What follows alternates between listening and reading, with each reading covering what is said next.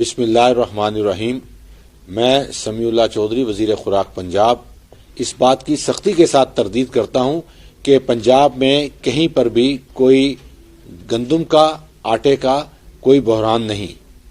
الحمدللہ پنجاب حکومت کے پاس پنجاب کی عوام کے استعمال کے لیے وافر مقدار میں گندم کے ذخائر موجود ہیں اور آٹے کی کوئی کمی نہیں۔ آٹا حکومت کے مقرر کردہ نرخوں پر موجود ہے۔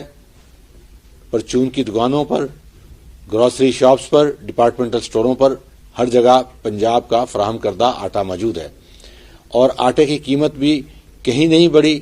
آٹے کی مقرر کردہ قیمت جو ہے وہ 808 روپیہ 20 کلو ہے اور 404 روپے 10 کلو ہے، اور ٹرکنگ سٹیشنز پر اور سیلز پوائنٹس پر آٹا جو فراہم کیا جا رہا ہے وہ 790 روپے سے 800 روپیہ دیا جا رہا ہے، اور 10 کلو کا جو آٹا ہے وہ 400 روپے کا دیا جا رہا ہے۔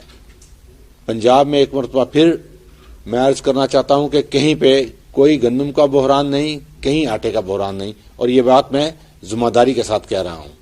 شکریہ۔